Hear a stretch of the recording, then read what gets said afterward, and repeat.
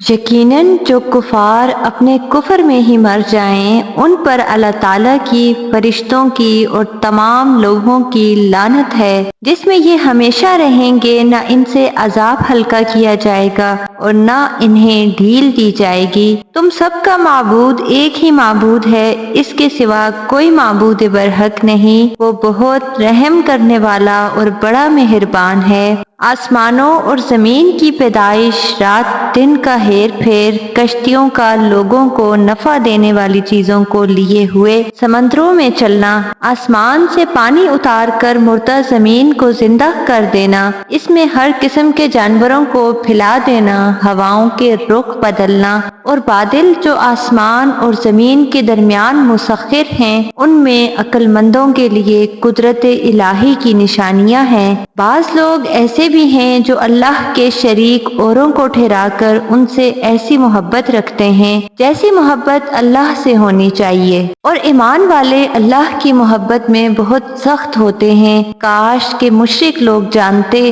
جبکہ اللہ کے عذاب کو دیکھ کر جان لیں گے کہ تمام طاقت اللہ ہی کو ہے اور اللہ تعالیٰ سخت عذاب دینے والا ہے، تو ہرگز شرک نہ کرتے۔ جس وقت پیشوا لوگ اپنے تابعداروں سے بیزار ہو جائیں گے اور عذاب کو اپنی آنکھوں سے دیکھ لیں گے اور کل رشتے ناطے ٹوٹ جائیں گے اور تابعدار لوگ کہنے لگیں گے کاش ہم دنیا کی طرف دوبارہ جائیں تو ہم بھی ان سے ایسے ہی بیزار ہو جائیں جیسے یہ ہم سے ہیں۔ اسی طرح اللہ تعالیٰ انہیں ان کے اعمال دکھائے گا، ان کو حسرت دلانے کو یہ ہرگز جہنم سے نہ نکلیں گے۔ لوگوں، زمین میں جتنی بھی حلال اور پاکیزہ چیزیں ہیں انہیں کھاؤ، پیو اور شیطانی راہ پر نہ چلو، وہ تمہارا کھلا دشمن ہے۔ وہ تمہیں صرف برائی اور بے حیائی کا اور اللہ تعالیٰ پر ان باتوں کے کہنے کا حکم دیتا ہے جن کا تمہیں علم نہیں، اور ان سے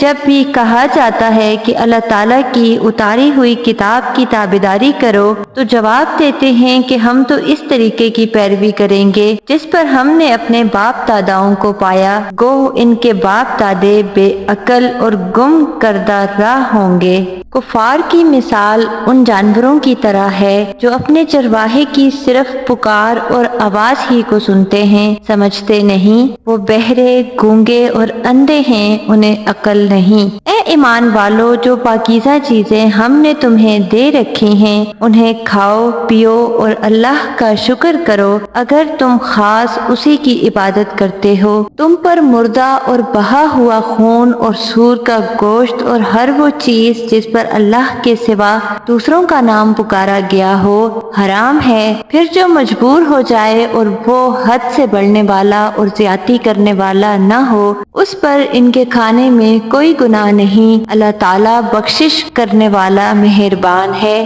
بے شک جو لوگ اللہ تعالیٰ کی اتاری ہوئی کتاب چھپاتے ہیں اور اسے تھوڑی تھوڑی سی قیمت پر بیچتے ہیں، یقین مانو کہ یہ اپنے پیٹ میں آگ بھر رہے ہیں۔ قیامت کے دن اللہ تعالیٰ ان سے بات بھی نہ کرے گا، نہ انہیں پاک کرے گا، بلکہ ان کے لیے دردناک عذاب ہے۔ یہ وہ لوگ ہیں جنہوں نے گمراہی کو ہدایت کے بدلے اور عذاب کو مغفرت کے بدلے خرید لیا ہے۔ یہ لوگ آگ کا عذاب کتنا برداشت کرنے والے ہیں۔ ان عذابوں کا باعث یہی ہے کہ اللہ تعالیٰ نے سچی کتاب اتاری اور اس کتاب میں اختلاف کرنے والے یقیناً دور کے خلاف میں ہیں۔ ساری اچھائی مشرق و مغرب کی طرف منہ کرنے میں نہیں، بلکہ حقیقتاً اچھا وہ شخص ہے جو اللہ تعالیٰ پر، قیامت کے دن پر، فرشتوں پر، کتاب اللہ پر اور نبیوں پر ایمان رکھنے والا ہو، جو مال سے محبت کرنے کے باوجود قرابت داروں، یتیموں، مسکینوں،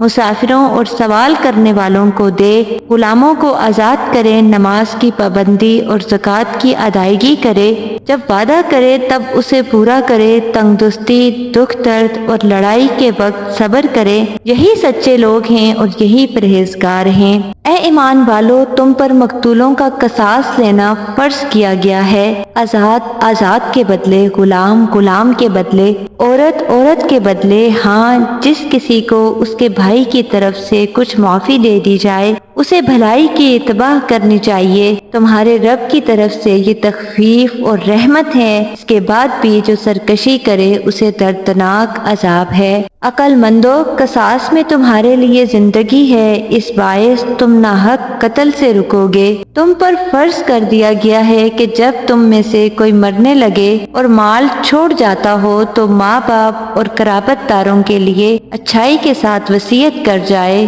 پرہیزگاروں پر یہ حق اور ثابت ہے۔